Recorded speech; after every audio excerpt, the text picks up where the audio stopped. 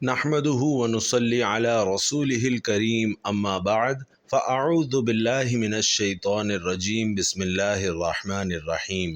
ناظرین گرامی، حضرت علی رضی اللہ تعالی عنہ نے نبی کریم صلی اللہ علیہ وسلم سے ایک مرتبہ عرض کی کہ یا رسول اللہ، مجھے کوئی ایسا طریقہ بتائیں جو اللہ تبارک و تعالی کے قریب ترین اور اس کے بندوں پر آسان ترین اور اللہ تعالی کے نزدیک افضل ترین ہو۔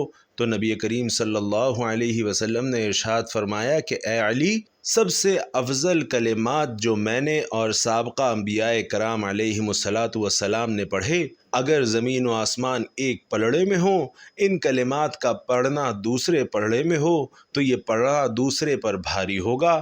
زمین پر جب تک ان کلمات کو پڑھنے والا ہے، قیامت نہیں آئے گی۔ پھر حضرت علی رضی اللہ تعالی عنہ نے عرض کی کہ میں کیسے ذکر کروں؟ تو نبی کریم صلی اللہ علیہ وسلم نے ارشاد فرمایا کہ آنکھیں بند کرو اور 3 دفعہ مجھ سے یہ کلمات سنو، پھر تم 3 دفعہ کہو کہ میں سنتا ہوں۔ پھر اس طرح بلند آواز کے ساتھ ذکر کیا تو حضرت علی رضی اللہ تعالی عنہ نے عرض کیا کہ اے اللہ کے پیارے نبی صلی اللہ علیہ وسلم، میرا دل چاہتا ہے کہ زندگی بھر آنکھیں نہ کھولوں اور یہی کلمات پڑھتا رہوں۔ ناظرین کرام، ان کلمات کا ذکر اس ویڈیو میں آگے چل کر ہوتا ہے۔ اس سے پہلے یہ سماعت فرما لیجئے کہ حضرت محمود بن لبید رضی اللہ تعالی عنہ سے مروی ہے کہ رسول اللہ صلی اللہ علیہ وسلم نے ارشاد فرمایا کہ تمہارے متعلق جس چیز کا مجھے سب سے زیادہ خوف ہے وہ شرک اصغر ہے۔ صحابہ اکرام نے عرض کیا کہ یا رسول اللہ، یہ شرک اصغر کیا ہے؟ آپ صلی اللہ علیہ وسلم نے ارشاد فرمایا کہ اس سے مراد ریاکاری ہے۔ قیامت کے دن جب اللہ تبارک و تعالی لوگوں کو ان کے اعمال کی سزا دے گا تو ریاکاروں کو حکم دے گا کہ ان لوگوں کی طرف جاؤ جن کے لیے تم دنیا میں ریاکاری کیا کرتے تھے، اور دیکھو کیا تمہیں ان کے پاس سے جزا ملتی ہے۔ اسی طرح حضرت ابو سعید رضی اللہ تعالی عنہ سے روایت ہے کہ میں نے نبی علیہ الصلاۃ والسلام کو یہ ارشاد فرماتے ہوئے سنا کہ قیامت کے دن جب اللہ تبارک و تعالی اولین و آخرین کو جمع فرمائے گا تو ایک ندا دینے والا ندا دے گا، جس نے اپنے عمل میں کسی کو شریک ٹھہرایا وہ اسی سے ثواب طلب کرے، بے شک اللہ تبارک و تعالی ان شرکاء سے مستغنی ہے۔ پیارے ناظرین کرام، حضرت نافع رضی اللہ تعالی عنہ سے مروی ہے کہ میں نے حضرت عبداللہ رضی اللہ تعالی عنہ کو یہ فرماتے ہوئے سنا کہ نبی کریم صلی اللہ علیہ وسلم نے 3 کپڑے نہ اپنے گھر میں استعمال کیے اور نہ گھر کے باہر استعمال کیے، اور یہی حال حضرت ابو بکر صدیق رضی اللہ تعالی عنہ کا تھا، اور جب وہ احرام باندھتے تو ان کے پاس ایک تہبند اور ایک چادر ہوتی، اور شاید ان کی قیمت تمہاری ایک قمیص کے برابر ہو۔ میں نے نبی کریم صلی اللہ علیہ وسلم کو دیکھا کہ آپ نے اپنے دستے مبارک سے اپنے کپڑوں کو پیوند لگائے، اور میں نے حضرت ابو بکر صدیق رضی اللہ تعالی عنہ کو دیکھا کہ انہوں نے بھی اپنی عبا کو کانٹوں سے سیا ہوا تھا، اور میں نے حضرت عمر فاروق رضی اللہ تعالی عنہ کو دیکھا ہے کہ وہ اپنی جبہ کو چمڑے کا پیوند لگاتے تھے، حالانکہ وہ اس وقت امیر المومنین تھے۔ لیکن ناظرین، آج کل یہ دور ہے کہ بہت سے اشخاص کو جانتا ہوں کہ وہ 100 درہم دینار میں دے دیتے ہیں، اور اگر میں 1000 کہوں تو یہ بھی مبالغہ نہ ہوگا۔ مدینے کا بازار تھا، گرمی کی شدت اتنی زیادہ تھی کہ لوگ نڈھال ہو رہے تھے۔ ایک تاجر اپنے ساتھ ایک غلام کو لیے پریشان کھڑا تھا۔ غلام جو ابھی بچہ ہی تھا وہ بھی دھوپ میں کھڑا پسینہ پسینہ ہو رہا تھا۔ تاجر کا سارا مال اچھے داموں بک گیا تھا، بس یہ غلام ہی باقی تھا جسے خریدنے میں کوئی بھی دلچسپی نہیں دکھا رہا تھا۔ تاجر سوچ رہا تھا کہ اس غلام کو خرید کر شاید اس نے گھاٹے کا سودا کیا ہے۔ اس نے تو سوچا تھا کہ اچھا منافع ملے گا، لیکن یہاں تو اصل لاگت ملنا بھی دشوار ہو رہا تھا۔ اب اس نے سوچ لیا تھا کہ اب اگر یہ غلام پوری قیمت پر بھی بکا تو وہ فوراً اسے بیچ دے گا۔ مدینہ کی ایک لڑکی کی اس غلام پر نظر پڑی تو اس نے تاجر سے پوچھا کہ یہ غلام کتنے کا بیچو گے؟ تاجر نے کہا کہ میں نے اتنے کا لیا ہے اور اتنے کا ہی دے دوں گا۔ اس لڑکی نے بچے پر ترس کھاتے ہوئے اسے خرید لیا، اور تاجر نے بھی خدا کا شکر ادا کیا اور واپسی کی راہ لی۔ مکہ سے ابو حذیفہ مدینہ آئے تو انہیں بھی اس لڑکی کا قصہ معلوم ہوا۔ لڑکی کی رحم دلی سے متاثر ہو کر انہوں نے اس کے لیے نکاح کا پیغام بھیجا جو قبول کر لیا گیا۔ یوں واپسی پر وہ لڑکی جس کا نام سبیتا بنت عیار تھا ان کی بیوی بن کر ان کے ہمراہ تھی، اور وہ غلام بھی مالکن کے ساتھ مکہ پہنچ گیا۔ ابو حذیفہ مکہ آ کر اپنے پرانے دوست عثمان ابن عفان سے ملے تو انہیں کچھ بدلا ہوا پایا اور ان کے رویے میں سرد مہری محسوس کی۔ انہوں نے اپنے دوست سے استفسار کیا کہ عثمان یہ سرد مہری کیوں؟ تو عثمان بن عفان نے جواب دیا کہ میں نے اسلام قبول کر لیا ہے اور تم ابھی تک مسلمان نہیں ہوئے، تو اب ہماری دوستی کیسے چل سکتی ہے؟ ابو حذیفہ نے کہا تو پھر مجھے بھی محمد صلی اللہ علیہ وسلم کے پاس لے چلو اور اس اسلام میں داخل کر دو جسے تم قبول کر چکے ہو۔ چنانچہ حضرت عثمان رضی اللہ تعالی عنہ نے انہیں نبی کریم صلی اللہ علیہ وسلم کی خدمت میں پیش کیا اور وہ کلمہ پڑھ کر دائرہ اسلام میں داخل ہو گئے۔ گھر آ کر انہوں نے اپنی بیوی اور غلام کو اپنے مسلمان ہونے کا بتایا تو ان دونوں نے بھی کلمہ پڑھ لیا۔ حضرت ابو حذیفہ رضی اللہ تعالی عنہ نے اس غلام سے کہا کہ چونکہ تم بھی مسلمان ہو گئے ہو اس لیے میں اب تمہیں غلام نہیں رکھ سکتا، لہٰذا میری طرف سے اب تم آزاد ہو۔ غلام نے کہا میرے آقا، میرا اب اس دنیا میں آپ دونوں کے سوا کوئی نہیں ہے، آپ نے مجھے آزاد کر دیا تو میں کہاں جاؤں گا؟ حضرت ابو حذیفہ رضی اللہ تعالی عنہ نے اس غلام کو اپنا بیٹا بنا لیا اور اپنے پاس ہی رکھ لیا۔ غلام نے قرآن پاک سیکھنا شروع کر دیا اور کچھ ہی دنوں میں بہت سا قرآن پاک یاد بھی کر لیا، اور جب وہ قرآن پڑھتے تو نہایت ہی خوبصورت لہجے میں پڑھتے۔ ہجرت کے وقت نبی کریم صلی اللہ علیہ وسلم سے پہلے جن صحابہ نے مدینہ کی طرف ہجرت کی ان میں حضرت عمر رضی اللہ تعالی عنہ کے ساتھ حضرت ابو حذیفہ رضی اللہ تعالی عنہ اور ان کا یہ لپالک بیٹا بھی تھا۔ مدینہ پہنچ کر جب نماز کے لیے امام مقرر کرنے کا وقت آیا تو اس غلام کی خوبصورت تلاوت اور سب سے زیادہ قرآن حفظ ہونے کی وجہ سے انہیں امام چن لیا گیا، اور ان کی امامت میں حضرت عمر رضی اللہ تعالی عنہ جیسے جلیل القدر صحابی بھی نماز ادا کرتے تھے۔ مدینہ کے یہودیوں نے جب انہیں امامت کرواتے دیکھا تو حیران ہو گئے کہ یہ وہی غلام ہے جسے کوئی خریدنے کے لیے تیار نہیں تھا۔ آج دیکھو کتنی عزت ملی ہے کہ مسلمانوں کا امام بنا ہوا ہے۔ اللہ نے انہیں خوشگلو اس قدر بنایا تھا کہ جب آیات قرآنی تلاوت فرماتے تو لوگوں پر ایک محویت طاری ہو جاتی اور راہگیر ٹھٹک کر سننے لگتے۔ ایک دفعہ ام المومنین حضرت عائشہ رضی اللہ تعالی عنہا کو رسول اللہ صلی اللہ علیہ وسلم کے پاس حاضر ہونے میں دیر ہوئی۔ آپ صلی اللہ علیہ وسلم نے توقف کی وجہ پوچھی تو بولی کہ ایک قاری تلاوت کر رہا تھا، اس کے سننے میں دیر ہو گئی، اور خوش الحانی اس قدر تعریف کی کہ آپ صلی اللہ علیہ وسلم خود چادر سنبھالے ہوئے باہر تشریف لے آئے۔ دیکھا تو وہ بیٹھے تلاوت کر رہے تھے۔ آپ صلی اللہ علیہ وسلم نے خوش ہو کر فرمایا اللہ کا شکر ہے کہ اس نے تمہارے جیسے شخص کو میری امت میں داخل فرمایا۔ ناظرین، کیا آپ جانتے ہیں کہ یہ خوش قسمت صحابی کون تھے؟ ان کا نام حضرت سالم رضی اللہ تعالی عنہ تھا، جو سالم مولا ابو حذیفہ رضی اللہ تعالی عنہ کے نام سے مشہور تھے۔ انہوں نے جنگ معطا میں جام شہادت نوش کیا۔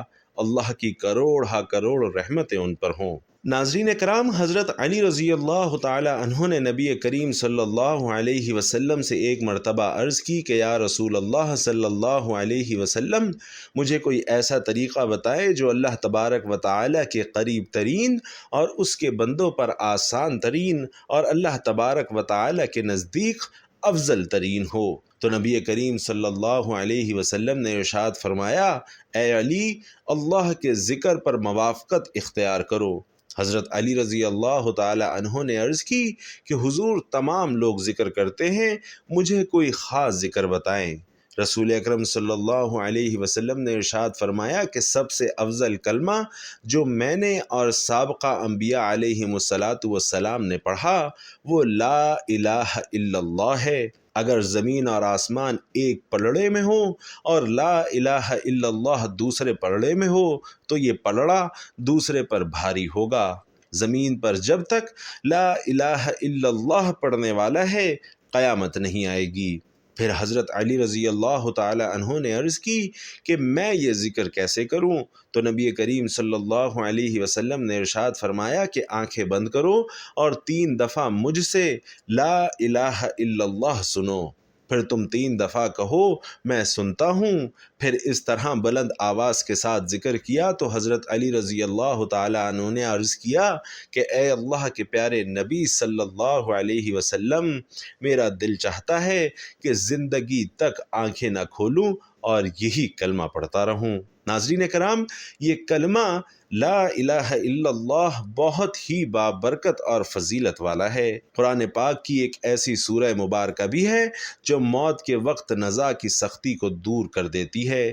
خود رسول علیہ الصلاۃ والسلام نے اس سورہ مبارکہ کی شان میں بیان فرمایا تھا کہ اسے اپنے مردوں پر پڑھا کرو۔ تفسیر سالبی میں یہ روایت سند کے ساتھ منقول ہے کہ جو شخص اللہ کی رضا کے لیے سورہ یاسین پڑھے گا اس کے سارے گناہ معاف ہوں گے اور اس کو 12 قرآن مجید پڑھنے کا اجر ملے گا۔ جس مریض کے پاس سورہ یاسین پڑھی جائے ہر حرف کے بدلے 10 فرشتے اتریں گے جو اس کے سامنے صف کی شکل میں کھڑے ہوں گے، اس کے لیے استغفار اور رحمت کی دعا کریں گے اور اس کی روح کے قبض کرنے کے وقت اور غسل کے وقت موجود رہیں گے اور اس کے جنازے کے پیچھے چلتے رہیں گے، اس کی نماز جنازہ پڑھیں گے اور اس کے دفن میں شریک ہوں گے۔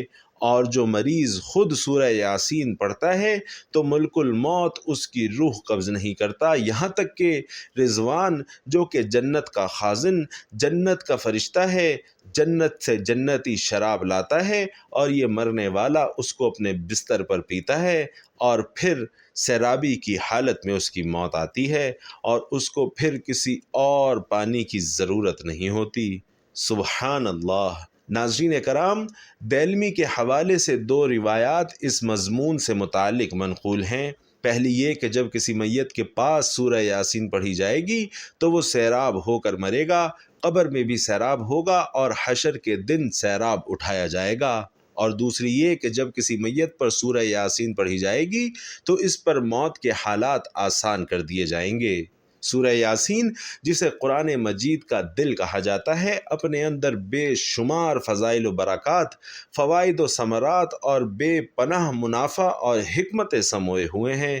چنانچہ حضرت عطا بن ابی رباح رحمۃ اللہ علیہ کہتے ہیں کہ مجھے حضور اکرم صلی اللہ علیہ وسلم کا یہ ارشاد پہنچا کہ جو شخص سورہ یاسین کو شروع دن میں پڑھے اس کی تمام دن کی ساری حاجتیں پوری ہو جاتی ہیں۔ اور ایک روایت میں آتا ہے کہ ہر چیز کے لیے ایک دل ہوا کرتا ہے اور قرآن مجید کا دل سورہ یاسین ہے۔ جو شخص سورہ یاسین پڑھتا ہے حق تعالیٰ اس کے لیے 10 قرآن مجید کا ثواب لکھ دیتے ہیں۔ ایک اور روایت میں آتا ہے کہ حق تعالیٰ نے سورۃ الطٰہٰ اور سورۃ الیاسین کو آسمان و زمین کے پیدا کرنے سے 1000 سال قبل پڑھا۔ جب فرشتوں نے سنا تو کہنے لگے کہ خوشحالی ہے اس امت کے لیے جن پر یہ قرآن اتارا جائے گا، اور خوشحالی ہے ان دلوں کے لیے جو اس کو اٹھائیں گے یعنی یاد کریں گے، اور خوشحالی ہے ان زبانوں کے لیے جو اس کی تلاوت کریں گے۔ ناظرین کرام، ایک حدیث میں ہے کہ جو شخص سورہ یاسین کو صرف اللہ کے رضا کے واسطے پڑھے اس کے پچھلے سب گناہ معاف ہو جاتے ہیں۔ بس اس سورت کو اپنے مردوں پر پڑھا کرو۔ اور ایک اور روایت میں ہے کہ سورۃ الیاسین کا نام تورات میں منعمہ ہے کہ اپنے پڑھنے والوں کے لیے دنیا اور آخرت کی تمام بھلائیوں پر مشتمل ہے۔ دنیا اور آخرت کی تمام مصیبتیں دور کرتی ہے، آخرت کی ہول کو دور کرتی ہے۔ اس سورت کا نام رافعہ خافضہ بھی ہے، یعنی مومنوں کے رتبے بلند کرنے والی اور کافروں کو پست کرنے والی۔ بھائیوں اور بہنوں، حضور اکرم صلی اللہ علیہ وسلم کا فرمان عالی شان ہے کہ میرا دل چاہتا ہے کہ سورۃ الیاسین میرے ہر امتی کے دل میں ہو۔ اور ایک اور روایت میں ہے کہ جس نے سورۃ الیاسین کو ہر رات میں پڑھا پھر مر گیا تو شہید مرا۔ ایک اور مقام پر فرمایا کہ جو شخص سورۃ الیاسین کو پڑھتا ہے اس کی مغفرت کر دی جاتی ہے، اور جو بھوک کی حالت میں پڑھتا ہے وہ سیر ہو جاتا ہے، اور جو راستہ گم ہو جانے کی وجہ سے پڑھتا ہے وہ راستہ پا لیتا ہے، اور جو جانور کے گم ہو جانے کی وجہ سے پڑھے تو وہ جانور کو پا لیتا ہے، اور جو ایسی حالت میں پڑھے کہ کھانا کم ہو جانے کا خوف ہو تو وہ کھانا کافی ہو جاتا ہے، اور ایسے شخص کے پاس پڑھے جو نزا یعنی جان کنی کی حالت میں ہو تو اس پر نزا میں آسانی ہو جاتی ہے، اور ایسی عورت پر پڑھے کہ جس کا بچہ ہونے میں دشواری ہو رہی ہو تو اس کا بچہ جننے میں سہولت ہو جاتی ہے۔ ناظرین، حضرت مقری رحمۃ اللہ علیہ کہتے ہیں کہ جب بادشاہ یا دشمن کا خوف ہو اور اس کے لیے سورۃ الیاسین پڑھے تو وہ خوف جاتا رہتا ہے۔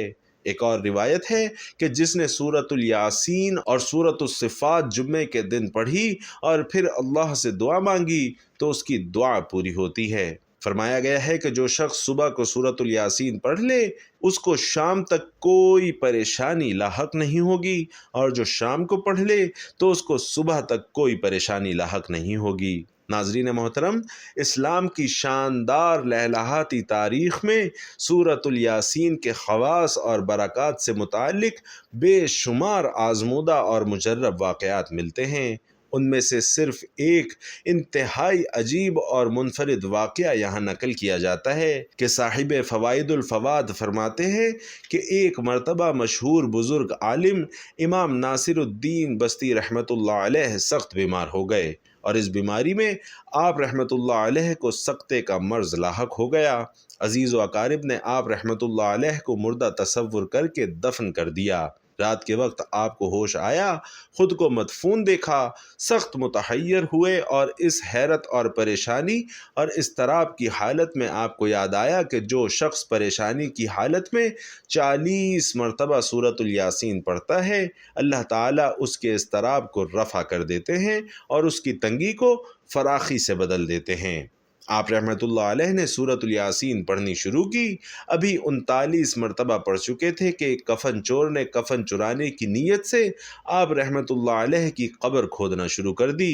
آپ رحمۃ اللہ علیہ نے اپنی فراست سے معلوم کر لیا کہ یہ کوئی کفن چور معلوم ہوتا ہے، اس لیے 40ویں مرتبہ آپ نے بہت دھیمی آواز سے اس طرح سورۃ الیاسین پڑھی کہ کوئی دوسرا شخص نہ سن سکے۔ ادھر آپ نے 40ویں مرتبہ سورۃ الیاسین ختم کی تو ادھر کفن چور بھی اپنا کام پورا کر چکا تھا، تو آپ فوراً قبر سے اٹھ کر باہر نکل آئے۔ کفن چور نے اس طرح اچانک غیر فطرتی طور پر جب آپ کو قبر سے نکلتے دیکھا تو مارے ہیبت کے اس کا دل پھٹ گیا اور وہ وہیں پر جاں بحق ہو گیا۔